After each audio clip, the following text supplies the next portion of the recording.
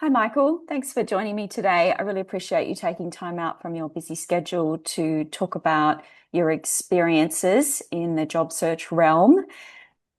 Yeah, no worries. So I think from my perspective, 23 years at one company, and so I actually never thought about recruitment.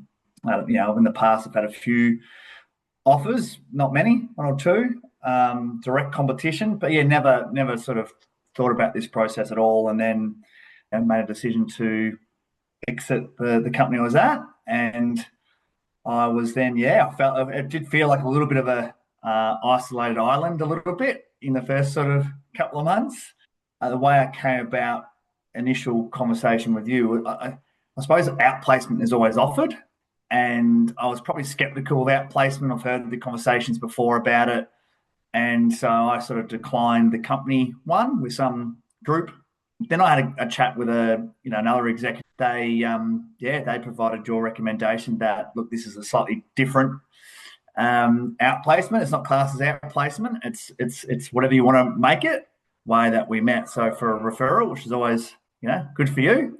Yeah, and I was really pleased about that. And I think that's sort of characteristic of some of your attributes, Michael, where you are a take charge person and you take action on things. And what I've noticed in working with you over the last couple of months is you go about taking the actions and doing the hard work, and it's really impressed me, which is exactly the way it should be done, but not everyone really dedicates themselves to do that as a process.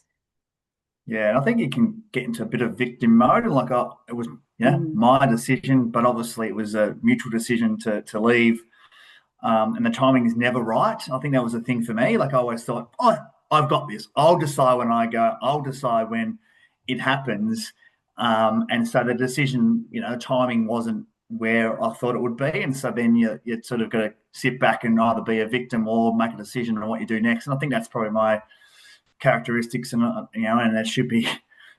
It's really the only way to have your mindset is to work out what the next step is, and the next step was a break. I certainly had a 2 month break of not thinking about it, and then when it came to it, it was putting the right mindset on to go, what do I need to do? And the reality was, I didn't know. The conversation we originally started with was, I think I was pretty clear at the time, was that I have got no idea. And I think that honesty is really critical with recruitment. Is that, oh yeah, I know people and I'll get offers and things like that. Most certainly, I went into it pretty clear that I actually wanted to learn and work out how to best maneuver this and take a step back before I go moving forward.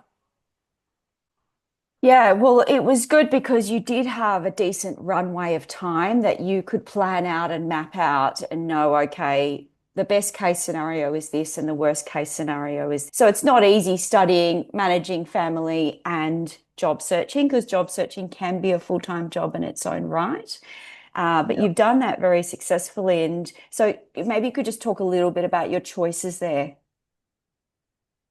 Yeah, I think the thing for me, habits and I suppose this all comes out of the process, but having habits and having things in my life were really important. I didn't have ambitions to knock off everything off Netflix and conquer that.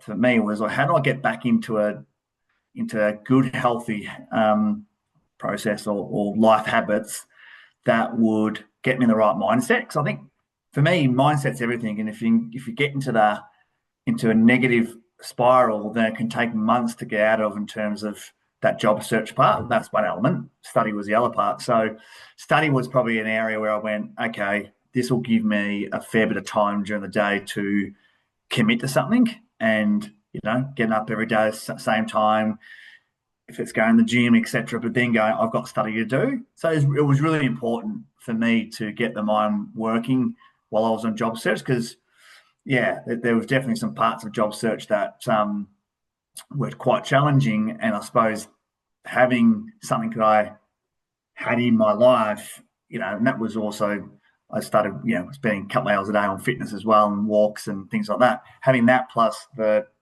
study, it was really important just to sort of keep happy and keep vibrant and say, look, this is going to take time. Let's not panic about it. And even if I didn't have the same amount of time as I had, Shane, I think it's the only way to sort of approach it because then you start panicking and you start doing things that you normally wouldn't do. You got to do things when you've got the time, even when you don't have time sometimes, because that you probably get the better outcome. Yeah, Um, brilliant. And that mindset aspect is something that's challenging for everybody because you have that separation from the person that you had been for so long in that work environment that you knew you could be successful in.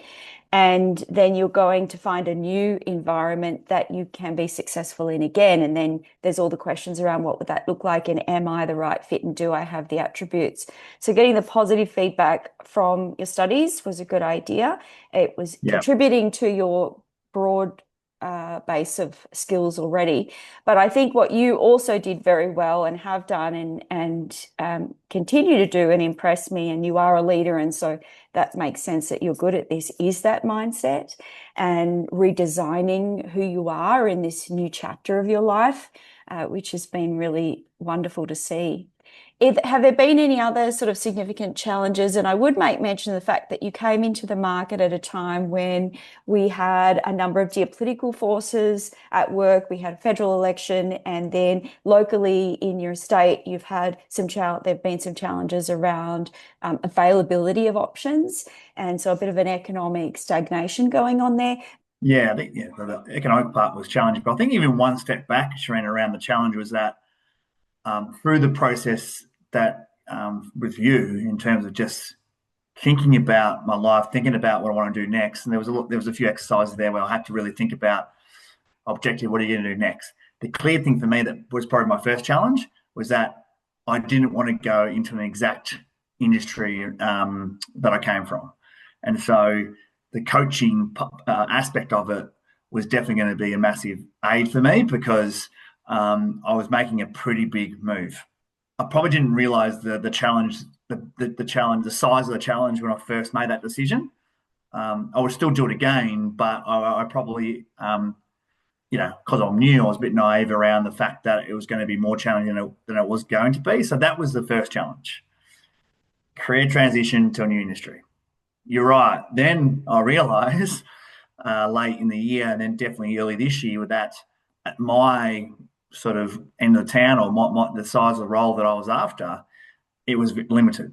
One, it was limited, and then two, the availability of roles that came out was very competitive.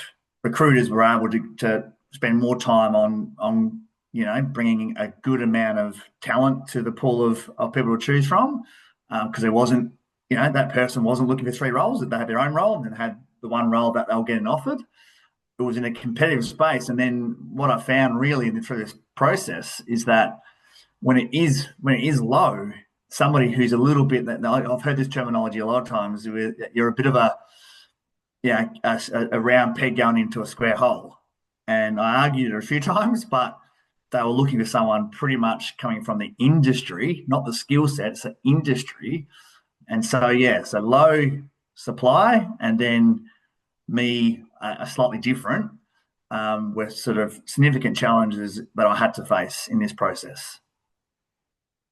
As you say, naivety can be a benefit when you're going into something. But there is so much about the process of searching for a job, but also on the other side about the client thinking about what they need in a role. And so that risk perception from the client side around like for like happens all the time. I see it as a recruiter as a client will just err on the side of like for like. You're also at a time in your career where you have developed a significant amount of career history that proves that you can be successful when you've moved up into successive roles. And so you're at a time when you are very marketable and you can also pivot into a new industry. And I guess that's been an exciting part of watching you is seeing that you can find other opportunities. And in fact, that's what you've done is you've Yeah, said, okay, I can do this, this, and this, but I could also do this. So I've loved the fact that you have been able to spot other opportunities that you might not have considered, say, a year ago, is you have found other opportunities. So I'd love for you to talk just a little bit about that and when I went back to, okay, what's the next step? It was, and some of the coaching that you provided was around, you've just got to follow a process. If it's communicating to, the recruiters, or if it's communicating to your network. And so I think the first step after that realization was, okay, I've just got to continue to follow the process we all put in place. And I think we planned it well. We sort of collaborated together. I put forward the plan. We agreed on a plan, and then I executed on that plan, and I continued to execute on that plan. I think, to me, that's really important as a starting point before you go and start looking for roles, because it is challenging out there. But if you actually just what you're doing, and what you're doing is a successful recipe, then you have confidence in what you're doing, rather than sort of tiptoeing and sort of, oh, am I going about the right way? No, I was confident in the process, and a couple of phone calls along the way with you to just to sort of reinforce that every now and then, which is good for a coach to do. So that was important. So then, for me, the next steps were around the opportunities that I have had. And you're right, I've definitely been in the process of a few really good roles. So I'm getting the opportunity.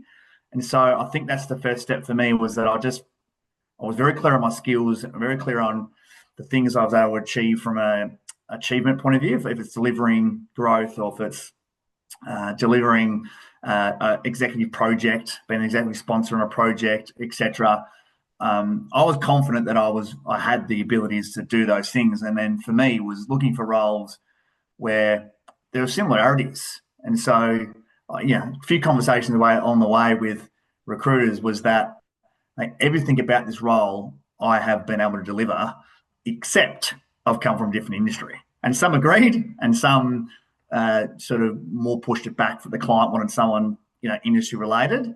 So those ones you've got to sort of get over pretty quickly. And I suppose I did have a conversation with yourself and some good coaching around the fact that getting no's is going to be, it's going to happen. And I suppose I had to deal with that early. And being at someone for 23 years, you don't get that opportunity to have no's for jobs that much. But once I got over that hump, or that roadblock, what I found was that just keep working on, and you'll find those one or two or three opportunities. It's not going to be 10. It's going to be one or two or three opportunities, and then stick with those ones. And that's what I did. And there was a couple of really good roles within there. And I just had to really push the fact that I had the capabilities.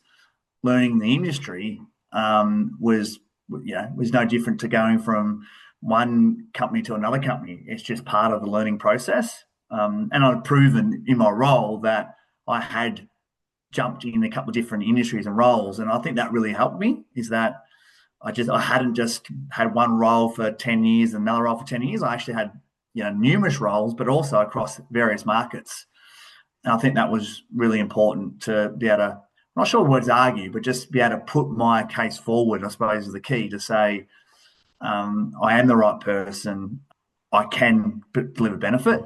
And I think, thinking about it now, one of the couple of key things that I remember, like, I had to be ready to go to have those conversations with those recruiters. I'd follow them up, I'd make the phone call, and I'd be ready to go to put my case forward, because I knew the whole industry part was going to come up. I suppose I prepped myself through your coaching, plus, obviously just working on it in the background, to be ready to go to have it. You got 30, the whole elevator pitch. I had that elevator pitch to deliver, to get them to think this person potentially could be someone. And then once you're in the process, then it's up to me to deliver on the interviews and try and get myself to be the best candidate. Yeah, look, I mean, I knew from the very first call with you and seeing your profile that you were likely to be successful in this transition, because I could see the attributes that you had already displayed. But then what you did go ahead and impress me with was your accountability to yourself and to me. And you would send me regular update emails, and you would detail the specific actions you had taken. And I know you were cross-checking the process with me to make sure you were doing the job search process in an effective way. But I think that accountability also showed that you did the work despite the fact that you were getting rejected. And I always say, if you're not getting rejected, you're not in the game. So you've got to put your Teflon coating on. But the rejection can really hurt. There's no doubt. It hurts our self-esteem. at a time when we're already vulnerable because we're in a transition and we've got all the pressures of life on us to achieve, paid employment again. I thought that your execution of the process was excellent because you were so accountable. I'm confident that going into the future, you've built up those skills that no matter what happens in your next engagement, you have the skills then to go find another job. Looking back now, what else were the little things that you discovered to help you get the opportunity which you've got potential opportunities in the future? Has there been any other sort of secret sauce for Michael has found? Yeah, there's two things that come to mind. One of them is probably the fact that you have to be persistent. For some roles, people wouldn't get back to me, and then it's interesting when you follow them up third time, they know exactly who you are, and actually was a good thing. Yep, Michael, I appreciate it. I didn't get back to you. I apologise, and I think the reality was I wasn't right for that role, but I built up a rapport with that recruiter where I've got other opportunities later on because they came back to me to say, hey, I've got now an opportunity for you. And I think a lot of it, they liked the character I was around. I didn't just, put a black mark next to the recruiter's name because they wouldn't get back to me. They're not taking it personally. They're busy. And so I think that one's really critical. Just be persistent. You see a role, go for it again. If you're not getting back to it, there's probably a reason behind that.